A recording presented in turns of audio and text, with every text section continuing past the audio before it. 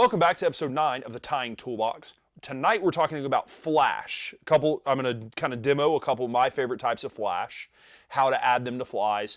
It's pretty cool. A ton of flies use a specific flash. It's more of an accessory that you can add on. You can add these to any fly that you want to. Gives you a lot of creative avenues that you can add into your own types of flash and put your own spin on these flies. So we'll get into it. One of the best types of flash and one of the most basic kinds that you would maybe ever use is just called Flashaboo. This is the most standard color pearl Flashaboo. So you'd see this a lot used as a tail. I'm going to show you guys how to kind of you would tie that in, my way of tying in Flashaboo. So we would get out however much we think we're going to use. We're actually going to end up doubling this over. So you only need about half of the amount that you really want coming out the back of the fly. So we're going to cut that up here really close to the end. And to tie this in as a tail, I'm going to find right around the halfway point. I've already got my thread started back here at the very back of the fly, like I said, for a tail. Or, of course, you could already have had some marabou tied in with some, and just adding this as like an accent.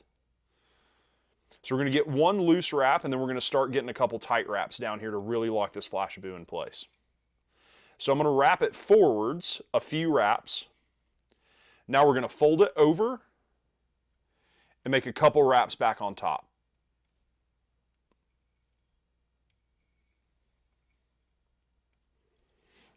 There we go.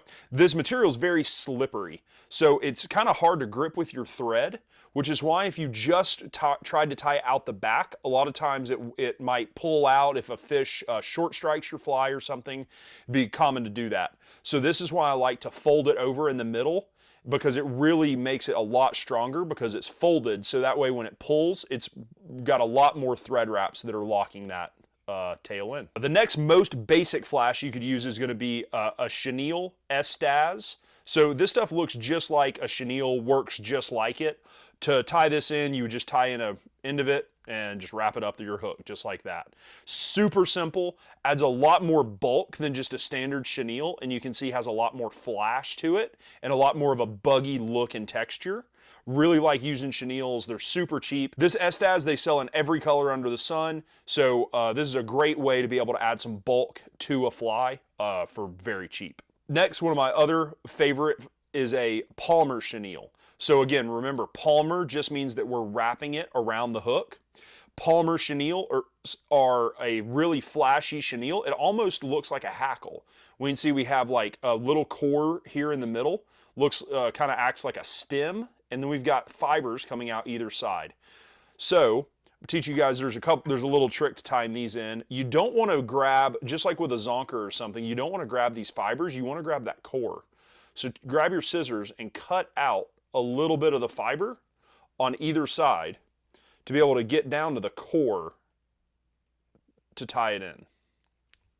So there we go, we've got a little bit of that cord exposed.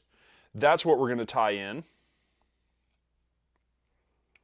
These make great bodies, or it's 100% waterproof. All of this flash, none of this holds water. So it really helps you build a body on your fly without gaining any bulk as far as casting goes. Kind of make your body just a little bulkier for standing out in the water and pushing water. And these fibers are pretty limp, so they really help kind of move in the water. So we're just going to start wrapping these very slowly. And these do wrap slow. They're not quite like hackle. You have to keep using that left hand to keep pulling these fibers rearwards as you wrap it forwards. They do sell single-sided wrap as well. That's a little easier. The double-sided is just easier for building up bodies for me. But the single-sided is a whole lot easier to wrap.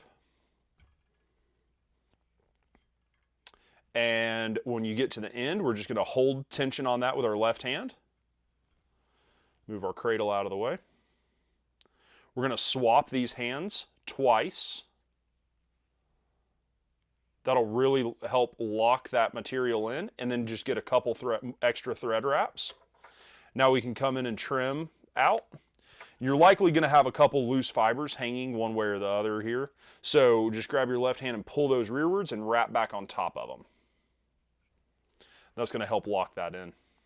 There we go, there's a flash. These are really cool to do for collars. You, of course, can trim these either after you tie them, or even if you need a shorter one, buy something like this that's a little longer, and before you tie it in, come in and trim them out with your scissors and get a thinner one if you were maybe going to tie a flashy collar on a nymph or something like that. So this is another type of flash that I really like to use. This is called ice fiber. It's I guess technically a type of dubbing.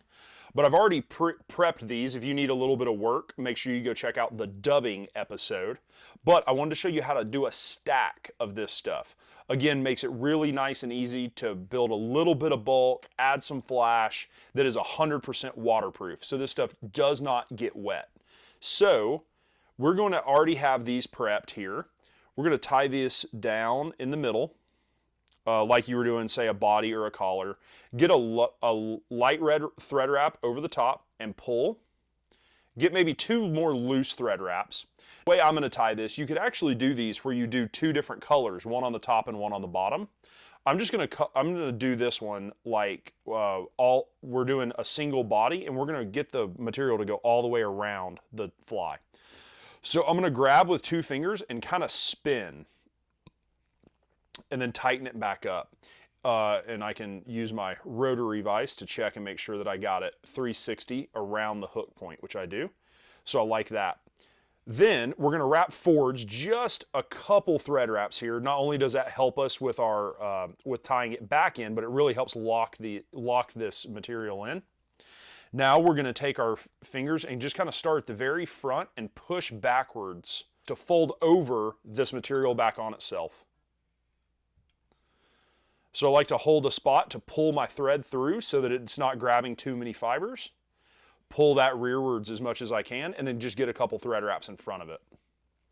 So this is a really cool way to add some bulk for minnows or like a cool sculpin pattern. See it really common with synthetic minnow patterns to have this. So you could do this as a full body, or you could just have this as a tail. I really like these fibers again just because they're pretty limp. They have a lot of flash, they have a lot of depth and realism to them. And from here, you would just need to trim them to shape if you wanted to. Trim some of these outliers. You're always going to have quite a few of these fibers that are kind of sticking out crazy. But this is one of my other favorite ways to tie in some flash. Thanks so much for watching episode 9. Hopefully you learned some stuff about tying in flash, some different ways that you can tie in flash. Hopefully we gave you a couple new ideas for some fly patterns. I really like this stuff because you can buy a lot of it for very cheap. It's really easy to work with. It has a lot of different uses, but definitely get out there and experiment with it. Make sure you are subscribed to BlueLineCo on YouTube, and make sure you follow us on Instagram. Share this with your friends, and we really appreciate you guys tuning in. Hopefully, this next episode is very helpful for you. It's all about bucktail.